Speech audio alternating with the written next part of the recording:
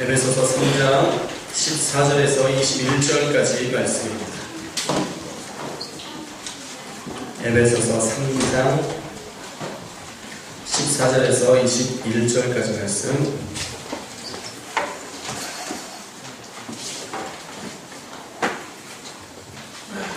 신약 312페이지입니다. 에베소서 3장 14절에서 21절까지 말씀. 한 절씩 교독하겠습니다. 이러므로 내가 하늘과 땅에 있는 각 족속에게 그의 영광의 풍성함을 따라 그의 성령으로 말미암아 너희 속사람을 능력으로 강건하게 하시오며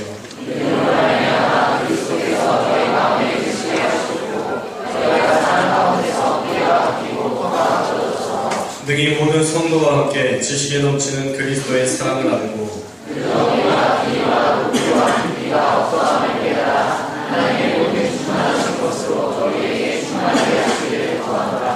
우리 가운데서 역사하시는 능력대로 우리가 구하거나 생각하는 모든 것에 더 넘치도록 능히 하실 이에게 교회 안에서와 그리스도 예수 안에서 영광이 대대로 영원 무궁하기를 원하노라. 아멘. 교회를 교회되가 하라는 제목으로 말씀을 전하려고 해요.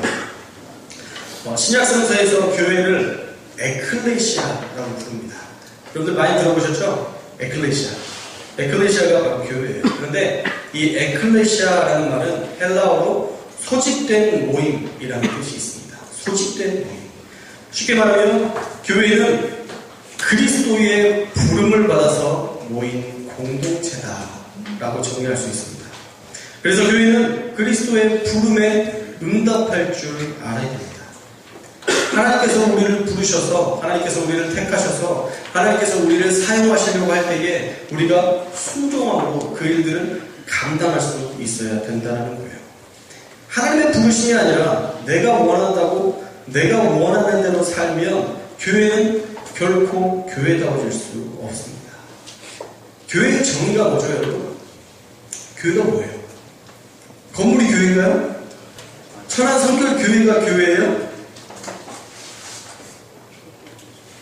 천안성결교회는 성결교회입니다. 맞아요. 교회이긴 한데 진짜 교회는요, 여러분이에요. 여러분의 각자가 교회입니다. 한시영 교회, 이필영 교회. 여러분의 각자가 교회예요.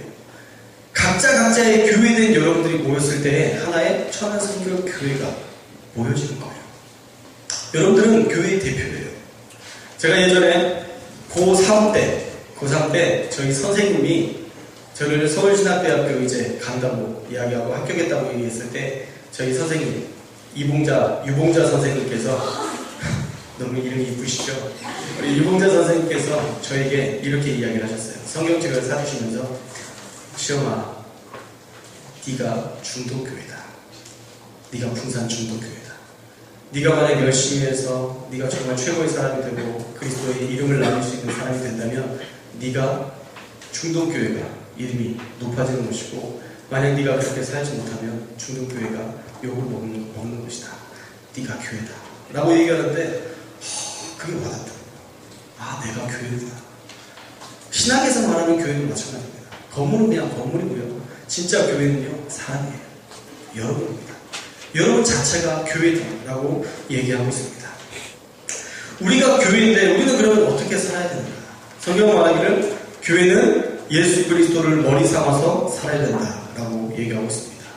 예수 그리스도는요, 교회의 머리 되십니다. 아멘이시죠? 우리의 생각이 앞서 나가는 게 아니라 하나님의 생각이 우리를 붙들어서 우리를 이끌어 가셔야 돼요. 에베소서 4장 15절은 이렇게 말씀하고 있습니다. 한번 읽어볼까요? 시작.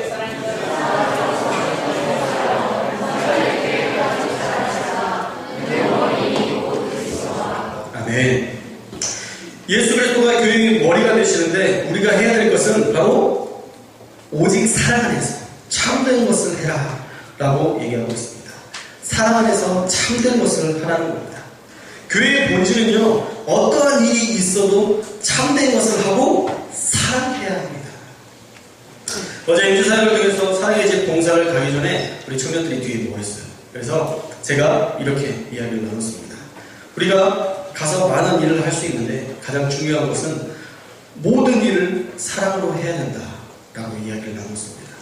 물론 우리 청년들이 사랑 없이 봉사하러 오지는 않았을 거예요. 아무 생각 없이 오지는 않았을 거예요. 물론 사랑하는 마음으로 왔겠지만 깨어있지 않으면 일만 하다가 갈 때가 너무 페인트 칠하고 정신없이 일하고 끝났다. 피곤해. 일만 하니까 피곤하죠. 근데 그 안에 우리가 그 일들을 감당할 때 예수님께서 우리에게 주셨던 그 은혜, 감격, 그리고 그 장애우들을 바라보면서 그 사랑으로 다가오지 않은 그 마음, 그래서 손을 한번 잡아주고 그들을 한번 안아주고 그들과 한번 대화해주는 그 모든 사랑이 남는다는 거예요. 여러분이 일하는 게 남는 게 아니에요. 사람들이 페인트칠 보고 감격해요? 놀라운 페인트칠 막 그래요? 볕단 이쁘게 쌓았다고 놀라운 볕단 그래요? 기억이 안 남아요. 결국 사랑이 남습니다. 볕단을 나르다가도 가까이 있는 그 장애우를 사랑으로 품어줬던 그 사랑이 남는 거예요. 그를 향해서 한번 안아줬던 그 사랑이 남는 겁니다. 저도 어제 정말 너무 바빴지만 우리 청년들이 가는 그 자리에 동참하고 싶은 아주 작은 열망 가지고 그곳에 찾아갔어요.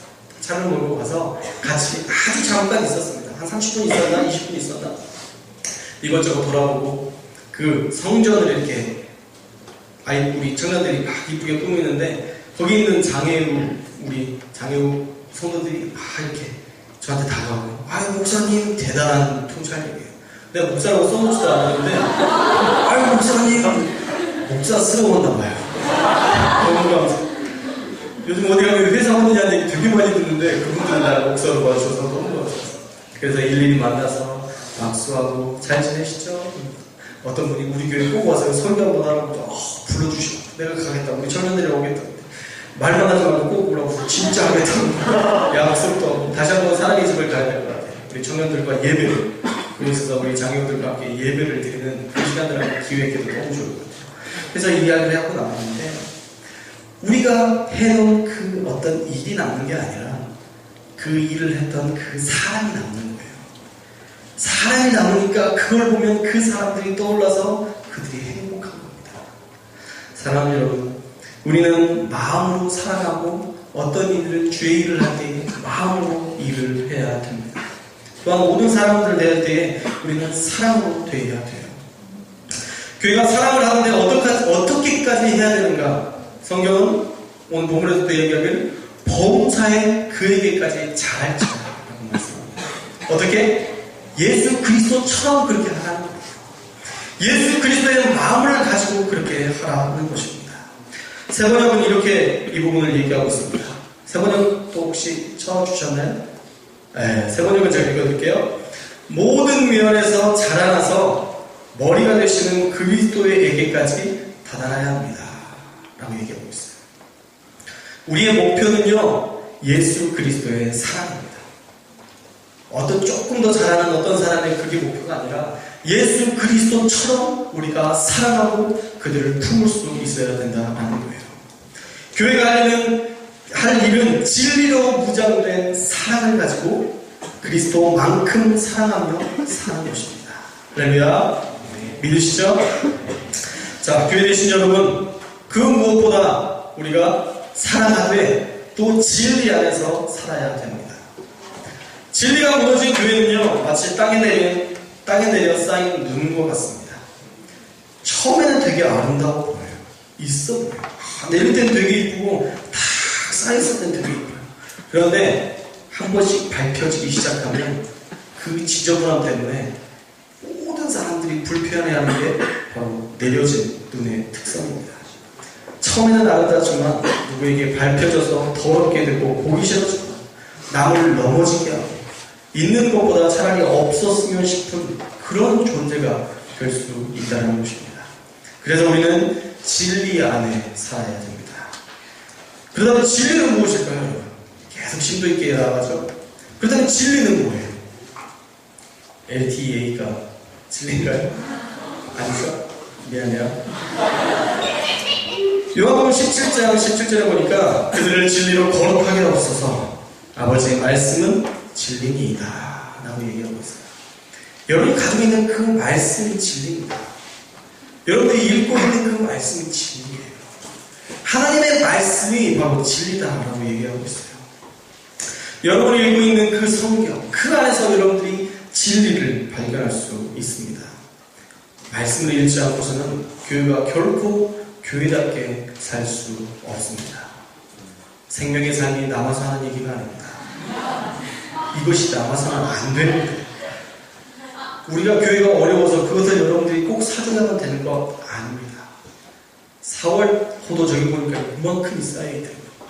너무 안타까워요. 생명의 삶 사십시오. 할렐루야. 오늘 사시는 분들에게는 1,800원을 드리도록 하겠습니다. 안 돼요?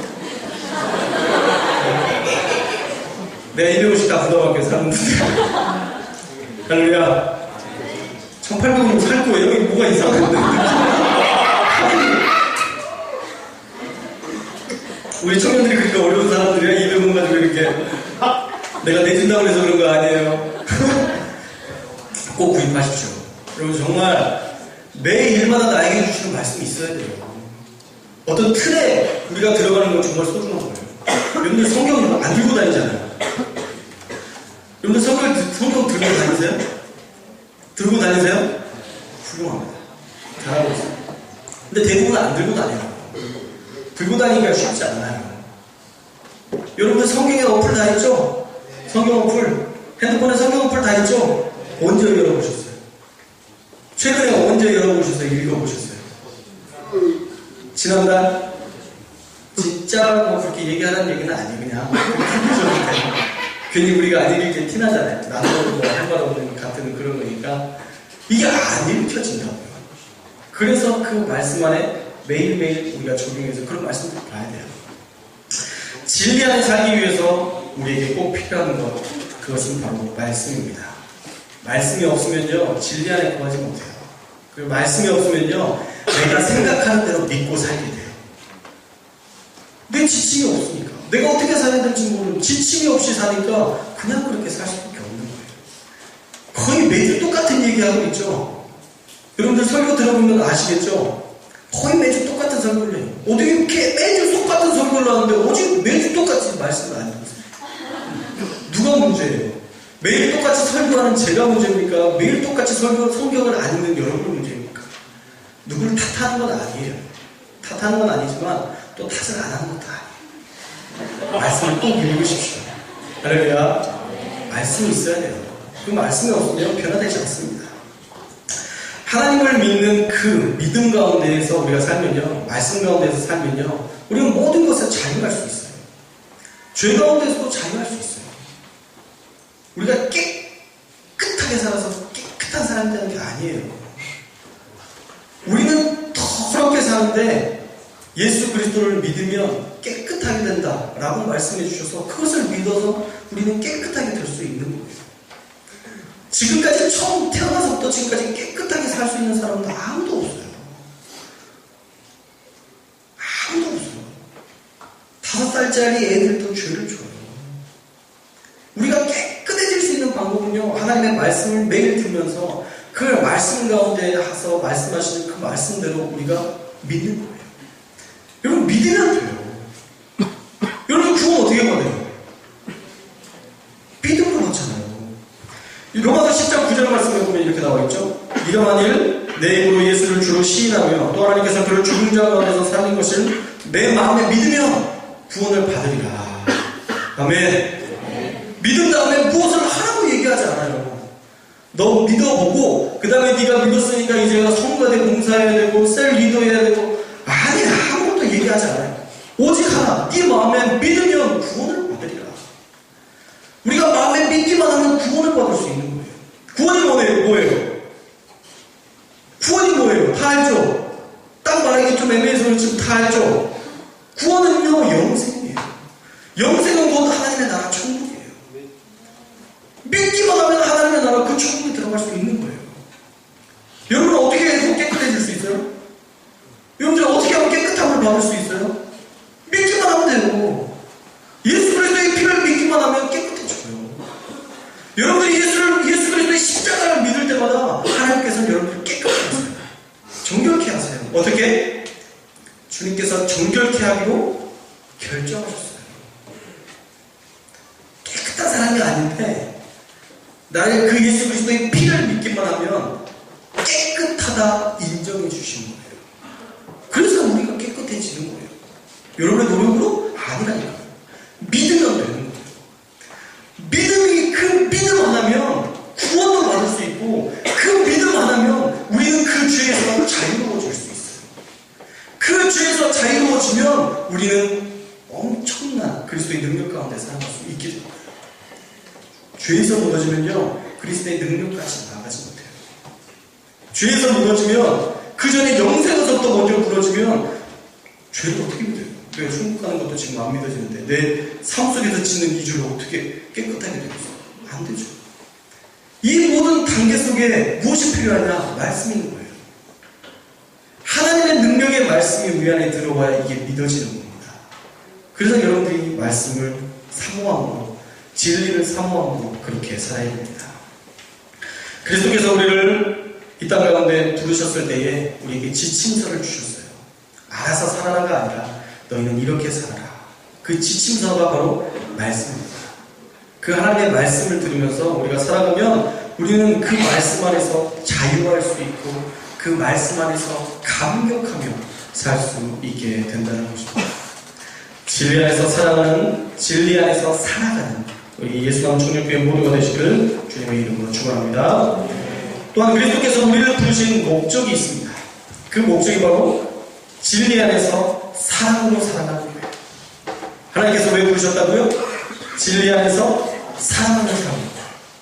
그냥 사랑만 하고 살면요, 진리 안에 구하지 않고 사랑만 하고 살면요, 그것도 완전하지 않아요. 또 진리만 가지고 살아도 완전하지 않아요. 성경에 보면 그거 아니야. 제대로 못 살고 있는 거야.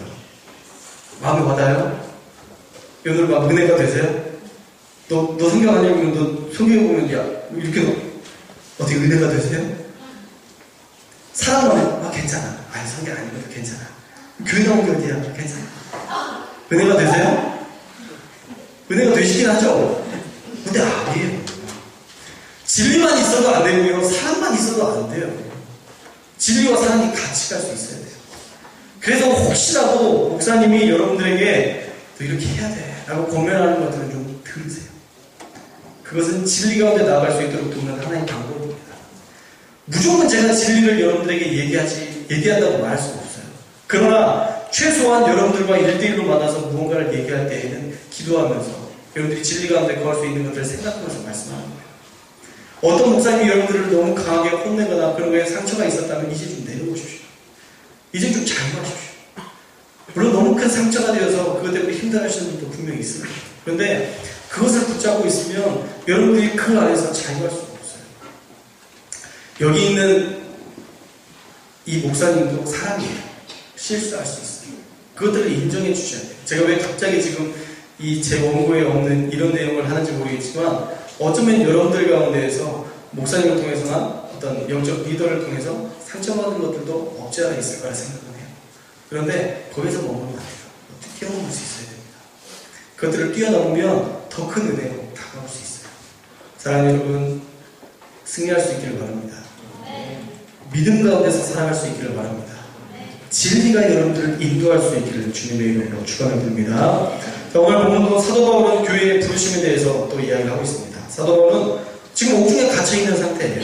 에베소 교회에 이 갇혀있는 상태에 이렇게 편지를 하고 있습니다.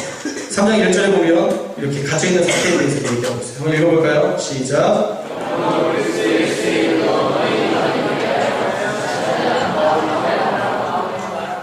지금 갇혀있는데 지금 나도 살아가는 게 내 코가 석자인데 에베소 교회에 대한 긍휼한 마음을 가지고 그들을 위해서 기도하면서 이렇게 살아야 된다라고 이야기 편지를 썼다라는 것입니다. 교회의 사명을 그는 피력하면서 교회가 그리스도의 부름에 응답하고 일어나야 된다라는 것을 말씀하고 있어요. 에베소 교회를 위해서 기도하면서 몇 가지를 강조하는데 첫째로 교회는 성령으로 말미암아 속 사람이 강건해야 된다라고 말씀하고 있습니다. 교회는요 성령으로 말미암아 속 사람이 강건한 자가 되어야 돼요. 교회 80년대까지 엄청난 부흥이 있었습니다. 교회만 세우면 그냥 분위기 됐었어요. 뭐 그냥 천명만 쳐놔도 몇백 명이 모이고 그 가운데에서 역사가 일어났어요. 그런데 90년대에 들어서 계속 하락세를 보이기 시작했습니다. 물론 그 하락세의 중심에 제가 지금 말하는 것이 어떤 중심이나 핵심이 되는 건 아니겠지만 제가 90년대 후반부부터 교회에 대두됐다는 한 단어가 있어요. 그 단어는 바로 시험 들었다라는 말입니다. 상처받았다라는 말이에요. 언제부터인지 몰라도 그 즈음에서 90년대 그 후반부 부분부터 해서 자주 나왔던 게 나 상처받았어. 나 완전 실족했어. 이런 얘기들이 되게 많이 나왔었어요. 교회에서 목사님 저 시험 들어서 못 나오고 있어요. 이런 얘기도 정말 많이 했습니다. 그 시험 하나 이기지 못해서 무슨 사랑을 하겠어요. 여러분들 많이 시험 당하시죠? 어려움 당하시죠? 상처 많이 받으시죠? 상처 받을 수 있어요. 그게 상처 될 수 있습니다. 그런데 상처로 그냥 놔둬서는 안 돼요. 아프다고 거기서 머물러 버리면 안 돼요. 여러분들 뛰어넘어야 됩니다. 여러분들도 많은 상처를 받았겠지만 전 더 받았을 거예요. 여러분들보다 더 큰 상처와 더 큰 아픔을 받았을 거예요. 여러분들 집사님한테 배 맞아본 적 있으세요? 전사님! 왜 이러세요? 우리 아들 군대 가는데 왜 소프도 안 보내요? 내가 우체국이야? 내가 편지 보내는 사람이요? 아니잖아요. 너무 상처가 되더라고요. 전도사 초반에 뭐지? 너무 힘들었어요. 집사님들뿐만 아니라 많은 상처들이 있었어요. 여러분들한테 말로 할 수 없는 너무 큰 상처들이 많았어요. 만약 그 상처를 받았을 때 에이 떨리에서 그냥 놔둬야지. 에이 그만해야지. 여기까지 가고 그러면서 이렇게 이 목회자의 이것들을 내려놨다고 생각을 해보세요. 아찔해요. 이렇게 좋은 청년들을 못 만났을 거 아니에요. 그냥 그 자리에서 머물렀을 거 아니에요. 저 뭐 먹고 살지 고민했을 거 아니에요. 이렇게 귀한 영혼을 돌보는 이런 귀한 사역을 할 수 있는데 그 시험에서 만약 넘어져 버렸다면 아무것도 못했을 거예요. 미안해요. 왜 그러죠? 내가 뭘 잘못했는지 모르겠는데 그래서 시험에서 머물면 안 됩니다. 상처에서 머물러서는 안 돼요. 여러분들이 그것들을 뛰어넘을 수 있어야 됩니다. 제가 상처받았으면 여러분들이 그 상처를 먼저 하나님 앞에 부어주십시오. 하나님 앞에 알려주십시오. 다른 사람들한테 먼저 아뢰기보다 이야기 나누기보다 먼저 하나님께 좀 기도하세요. 그럼 거기서 해결돼요. 거기다 하나님께 안무하고 뭔가 다른 데서 해결을 하려고 이 사람 만나고 저 사람 만나면서 내 마음이 증폭되는 거예요. 처음에는 이 정도밖에 안 아팠어요. 이 상처가. 근데 얘기하다 보니까 막 이게 대야가 되고 막 이게 큰 항아리가 되는 거예요. 처음에 얘기할 때 여러분 그러시지 않아요? 별로 내가 상처 받았나 안 받았나 싶은 이 상태인데 누구랑 얘기하면 진짜 근데 진짜 화나더라. 나 진짜 무시하나 봐. 뭐 이러면서 막 부풀려요. 막 크게 만들어요. 내 스스로가. 그러고 나서 결국은 그 사람은 정말 안 될 사람이야. 딱 규정하고 그 사람과 더 이상 대꾸를 안 하는 거예요. 잘 생각해보면 별일 아니에요. 뭐 갈 때 한번 툭 쳤거나 뭐 얘기했는데 약간 기분 나쁘게 약간 나쁘게 얘기했거나 그 사람도 기분 나빴을 수도 있으니까 그냥 이해할 수 있는 내가 유하거나 내가 성령 충만하면 받아들일 수 있는 건데 그걸 못 받아들일 때가 너무 많다는 거예요. 은혜가 되지 않는 것들, 상처받은 것들이 있다면 먼저 하나님 앞에 부르십시오. 그래서 해결되지 않으면 그래도 해결되지 않는 것 같으면 그때에는 영적인 리더에게 찾아와서 나누십시오. 근데 보통 하나님 하고 나누면 다 해결돼요. 웬만하면 여러분 탓으로 하나님께서 다시 얘기하실 거예요. 내가 그랬으니까. 하나님 나 이것 때문에 상처받았어요. 나도 옛날에 상처받은 거 있다. 그러세요? 근데 나한테 좀 잘못한 것 같지 않으세요? 넌 이런 일도 했잖아. 그러면? 하나님 죄송합니다. 제가 더 열심히 살겠습니다. 그리고 품겠습니다. 그럼 가요. 그래서 미안해요. 내가 미안하다. 그 사람이 잘못한 거예요. 근데 내가 미안하다고 해요. 기분 나쁘지도 않아요. 하나님 얘기 들어보니까 하나님의 논리가 맞거든요. 그래서 저번에 그랬던 게 혹시 너 마음 상하게 되면 진짜 미안해. 진짜 미안한 마음으로 너한테 얘기하는 거야. 그러면 그 사람이 됐어 삐졌어 이럴 거예요? 지금 삐졌는데? 아니에요. 그렇지 않아요. 그리고 이미 내가 하나님과 대화하고 하나님의 마음을 나눴기 때문에 하나님이 먼저 거기 안에서 역사하셨어요. 그래서 찾아가면 그 사람이 미안하다고 얘기해요. 내가 미안하다고 먼저 얘기했는데 그 사람도 제가 정말 죄송하다고.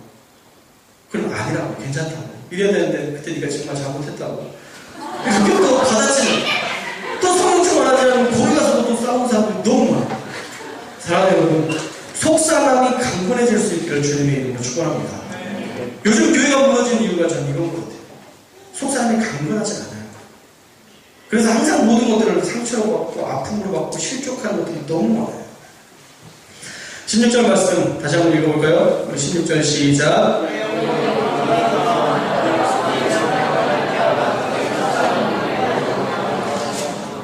자, 속사람이 강건해져야 되는데 그럼 어떻게 강건해질 수 있는가? 첫 가지는 그의 영광의 풍성함을 따라 사는 겁니다. 우리가 만달란트를 탕감받은 자라는 것을 믿지 말아야 돼요. 여러분들 만달란트를 탕감받은 자예요. 만달란트가 얼마예요? 몇 조예요. 지금 돈으로 따져보면 몇 조나 되는 돈이에요. 몇 조를 그냥 3조라고 합시다. 3조라는 돈을 여러분들이 탕감을 받았어요. 그런데 100데나리온 자기한테 빚진 자들한테 가서 돈 내놓으라고. 너 왜 안 가면? 니 진짜 난 너같이 안 가는 사람 처음 봤다고 그러면서 가버려요. 이게 마태복음 18장의 내용입니다. 마태복음 18장의 내용이에요. 네가 빚을 다 갚을 때까지 너를 감옥에 넣겠다 라고 얘기해요. 그리고 마태복음 18장 35절에 마치 독백처럼 이렇게 기록되어 있습니다. 한번 읽어볼까요? 시작.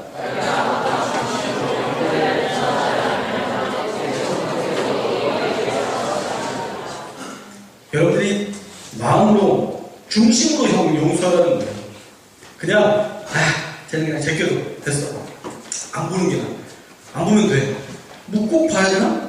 이러면서 제껴두라는 게 아니라 중심으로 형제를 용서하라는 거예요. 중심으로 형제를 용서하지 않으면 내 천부께서도 너희에게 이와 같이 하시리라 라고 말씀하고 있어요. 무서운 말입니다.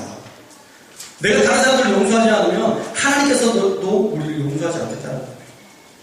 왜 하나님께서 용서하지 않을까요? 내가 그 사람을 용서하지 않으면 내 마음에 하나님의 나라가 없기 때문이에요. 하나님께서 꼭 용서하지 않겠다는 게 아니라 이미 내 마음 가운데 하나님의 나라가 없기 때문에 그 마음으로는 그 어떠한 일도 어떠한 사역도 감당할 수 없게 되는 것입니다.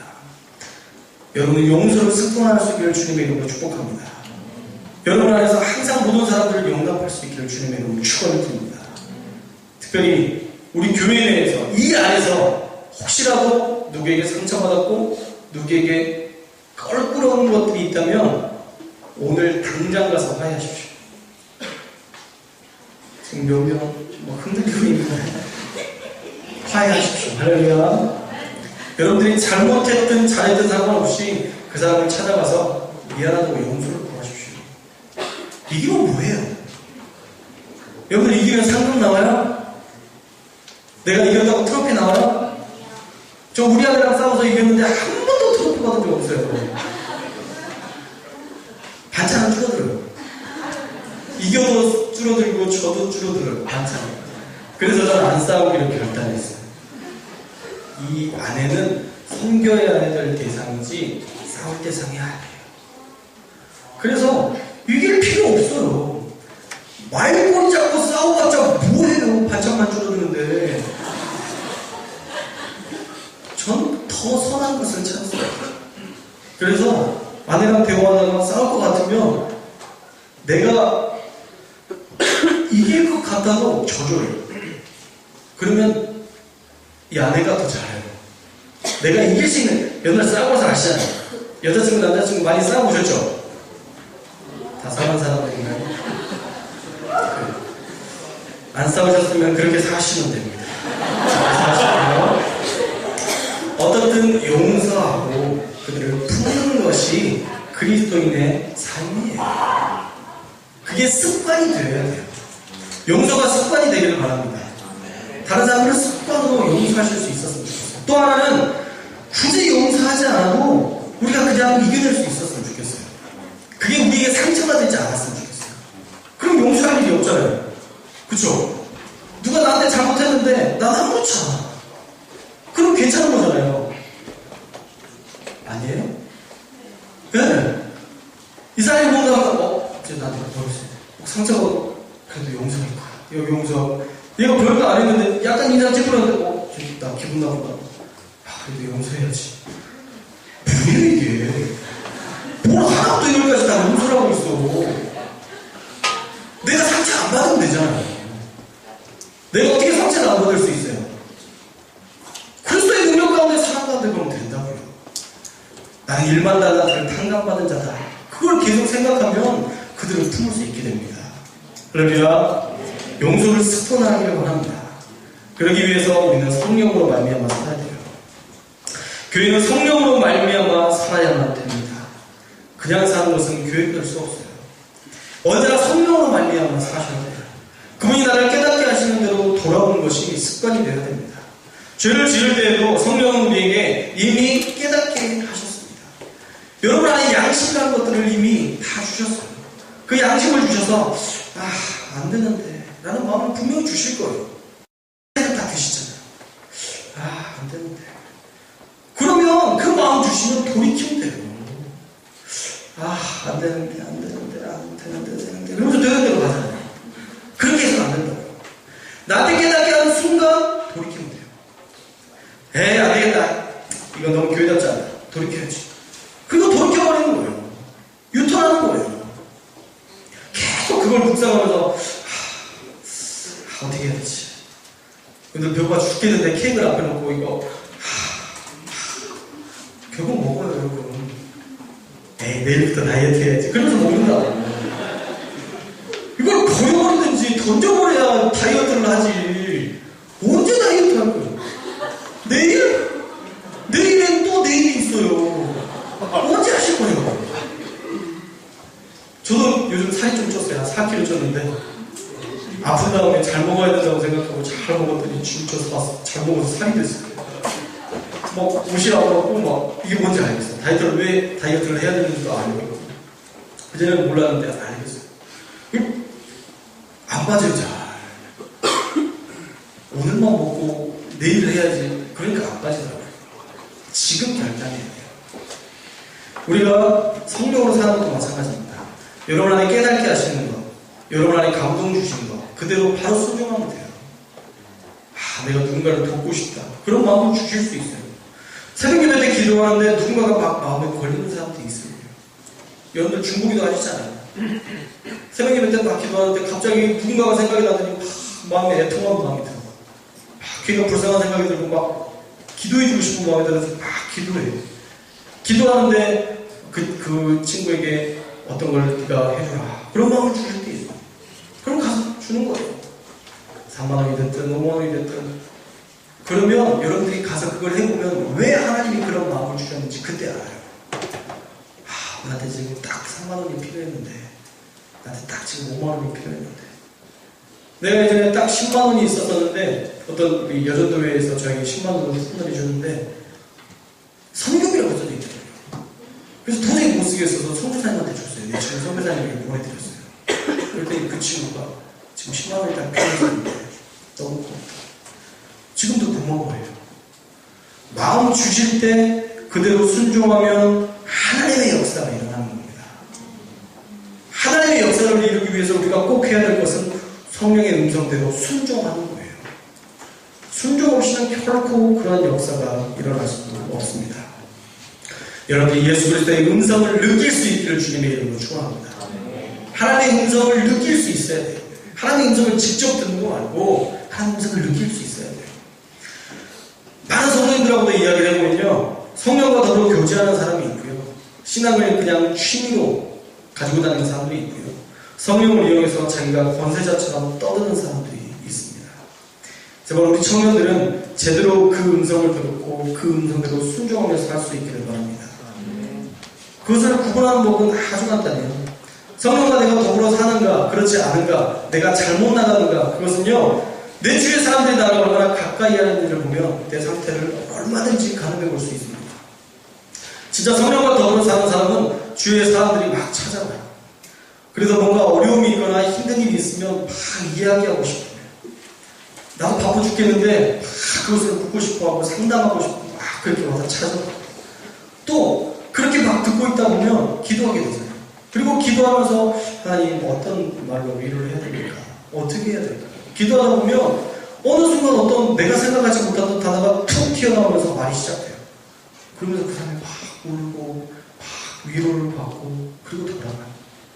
아주 행복한 모습. 처음에는 아주 수고하고 무거운 짐진 모습으로 이렇게 왔다가 돌아갈 때는 너무 평안한 모습으로 돌아가요. 만약 어떤 사람들이 여러분을 만날 때 그런 모습으로 돌아간다면 여러분들은 성령 안에 거하고 있는 삶을 살고 있는 겁니다. 아주 잘하시는 거예요. 그런데 여러분들을 만나면 야 놀러 가자. 야, 내 마음이 너무 안 좋아. 우리 영화관 가자. 영화 좀 보자. 야 오락실 좀 가자. 야 우리 뭐 노래방 가자. 놀 때만 여러분들을 부른다면 여러분의 신앙은 쉼될 수 있습니다. 좋은 사람인 거예요. 좋은 사람이지만 신앙적으로 이끌어주는 그런 사람은 아닐 수 있어요. 제발 여러분들이 그런 편에 서지 않기를 바랍니다. 물론 나쁜 사람은 아니지만 더 깊이 있는 하나님의 역사 가운데 쓰임받는 그 사람이 여러분들이 되었으면 좋겠어요. 할렐루야. 힘드시죠? 여러분들이 다 피곤하셔서 이렇게 막 쪼려보면서 말씀을 해주는데 조금 뒤면 말씀이 끝납니다. 이렇게 해야 또 힘을 내더라고요. 몇 장 안 남긴 했는데 사랑하는 여러분, 말씀, 성령의 은사대로 살아갈 수 있기를 바랍니다. 성령에 붙들려서 그렇게 살 수 있어야 해요. 그래야만 우리의 속사람이 강건해질 수 있습니다. 또한 믿음으로 말미암아 살면 그리스도께서 우리의 마음의 주인된 삶을 살아야 돼요. 우리 17절부터 19절 한번 말씀 읽어보겠습니다. 17절부터 19절까지 말씀 시작.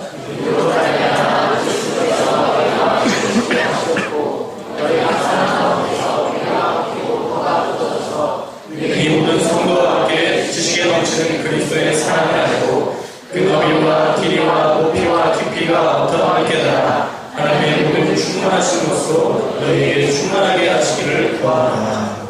아멘. 우리는 믿음으로 살아야 됩니다. 믿음으로 살려면 그리스도가 우리의 마음에 거하시는지를 매일 체크해야 돼요. 주님, 제가 주님과 믿음으로 살고 있습니까? 매일매일 그 순간순간 그것들을 묻고 그 안에서 살아야만 믿음으로 살 수 있습니다. 그리스도 없이 사는 인생이 되어서는 안 돼요. 여러분 안에 예수의 심장을 가지고 살 수 있기를 축복합니다. 예수의 심장을 가지고 살면요, 우리가 그 속사람이 강건한 그 모습으로 살아갈 수 있어요. 또 사랑 가운데서 뿌리가 박히고 터가 굳게 되는 삶을 살아야 됩니다. 사랑으로 모두를 품고 그래서 뿌리 박힌 삶, 뿌리가 굳건하게 박혀있는 삶, 그러한 삶을 여러분들이 사셔야 됩니다. 예수님의 마음으로 살려고 몸부림치는 순간, 어느 순간부터 나에게 항상 상처가 됐던 것들이 더 이상 상처되지 않을 수 있어요. 저도 아까도 얘기했죠? 저도 목회하면서 정말 많은 상처를 받았다. 근데요, 지금은요, 정말 많이 좋아져서 상처로 받지 않아요. 다른 사람들이 나에게 대하고 어쩌면 조금 기분 나쁘게 대할 때에도 이걸 상처로 받지 않아요. 그냥 우리 부흥강 사무사님이 오셔서 이번에도 얘기했던 것처럼 귀엽게 보려고 해요. 또 나한테 투정부리네. 아유, 귀여운 새끼는 이렇게 생각하려고 해요. 물론 너무 귀엽진 않아요. 나에게 상처를 너무 귀엽진 않은데 그래도 귀엽게 생각하려고 하고 품으려고 했어요. 근데 옛날에는 정말 몸부림쳤어요. 막 이 사람을 품으려고 막 기도하고 막 주여 일만 달라들고 뭐 별걸 다 생각해야 그나마 품어줬어요. 근데 지금은 아니에요. 지금은 조금만 기도하면 알잖아요, 어떻게 해야 되는지. 그래도 그냥 품어줘요. 그냥 그 사람이 내 마음 가운데 받아들여지더라고요. 여러분들이 용납하시기 위해서 기도하고 그 사람을 품으려고 작정하는 순간부터 역사는 일어납니다. 여러분들이 용서를 어떻게 해서든 해야 되겠다고 하는 그것부터 시작이 아니라 용서하기로 작정하고 기도하는 그 순간부터 그 용서는 여러분 안에 실제가 될 수 있어요. 아, 내가 저 사람하고 어떻게 하나가 될 수 있을까? 가능해요. 제가 군대에 있을 때 제가 꿈속에서 돌을 들고 쫓아다녔던 고참이 있었어요. 죽인다고. 얼마나 나를 힘들게 했는지 몰라요. 나같이 착한 사람. 그렇게 죄라고 잘 모르는 죄. 오죽했으면. 군종인데. 저도 군종인데 그 사람도 군종이었어요. 얼마나 나를 힘들게 했는지 내가 계단 130개, 우리 군대에 있을 때 계단이 130개였어요. 그 계단을 내가 돌을 쫓아다니면서 빨리 안 오려고 내가 하는데 또 그 뚱뚱한 사람이 그렇게 잘 뛰더라고요. 꿈에서 그랬더라고요. 딱 깨우는데 섬뜩한 거예요. 이게 무슨 꿈인가. 아니, 꿈에서 이렇게 했다고 그러면 진짜 내가 얼마나 이 사람 때문에 힘들어하고 괴로워했는가라는 생각이 드니까 실제로 이런 일들도 일어날 수 있겠다는 생각이 드니까 아찔하더라고요. 그래서 제가 어떻게 했을까요? 참고로 저는 목사입니다. 제가 어떻게 했을까요? 금식 기도했어요. 그 사람을 위해서 점심, 저녁 12시부터 아침 12시까지. 뭐 아침 금식이 좋고 일단 9시부터 자니까 아침 금식이라고 볼 수 있는데 아침 금식을 했어요. 그 사람을 위해서 기도하니까 일주일 뒤에 이 사람이 나를 PX를 데려갔어요. 솔직히 같이 가고 싶지 않았어요. 별로 안 좋아하니까 뭘 취할 것 같았어요.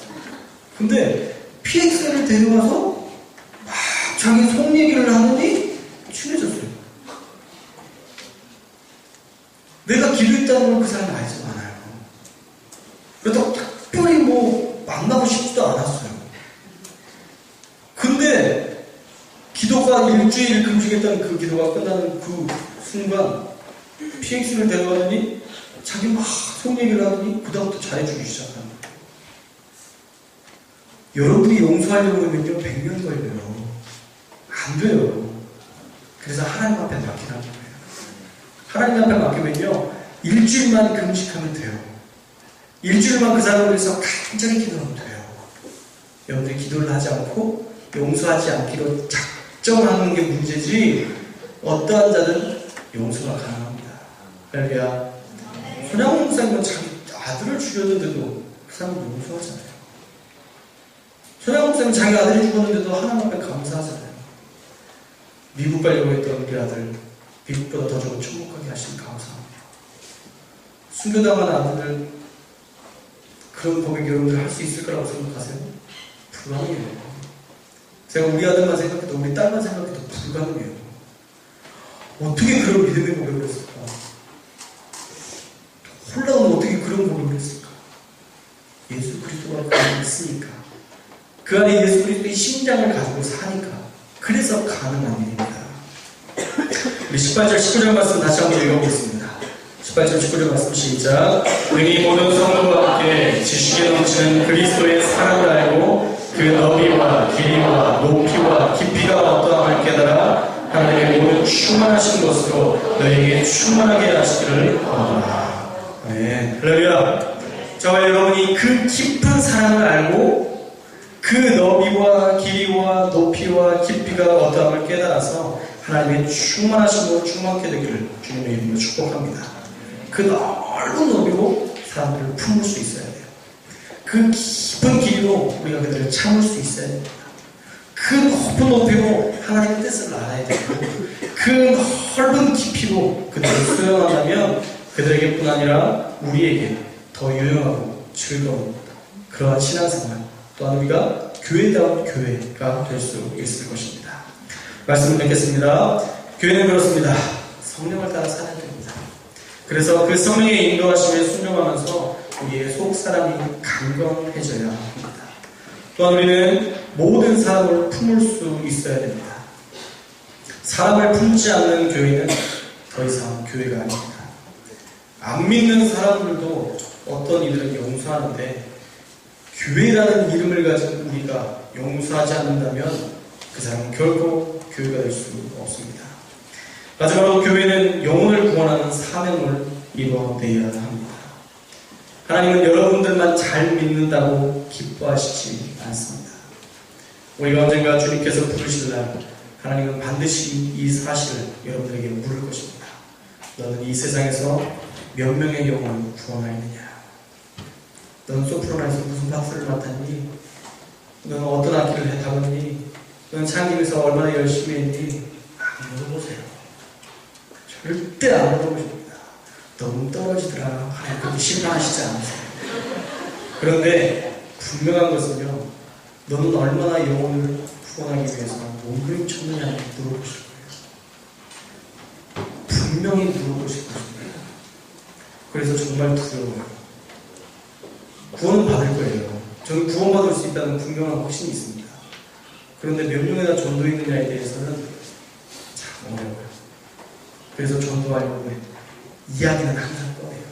이번에 미용실 가서도 저번에 봤던 분이죠? 막 얘기하다가 아니 저번에 교회 나오신다고 하셨었는데 꼭 나가려고 하는데 시간이 안 되네요. 시간이 한 4시간이죠.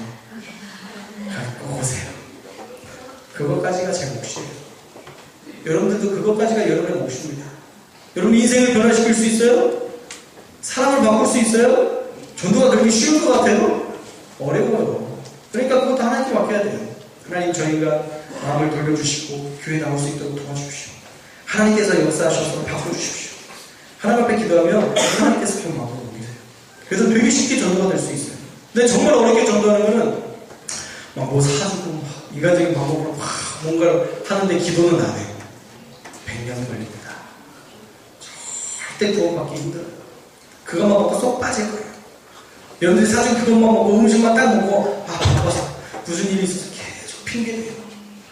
우리가 그 사람의 마음을 바꿀 수 없기 때문에 하나님께 맡겨드리고 기도하면 전도는 정말 그래요. 전도는요 정말 기도해야 돼요. 기도하지 않고서는 결코 이루어질 수 없어요. 정말 안타까운 건 올해 우리 교회 청년부에 우리 교회 청년부와 또 우리 세가족부에 전도된 인원이 150명이라고요. 그렇다면 우리 교회는 지금 300명이 넘어야 돼요. 기록상으로 봤을 때. 많이 품지 못했다는 증거입니다. 우리가 아직 잘하고 있지만 최고의 삶을 하고 있지 못하다는 증거일 수 있어요.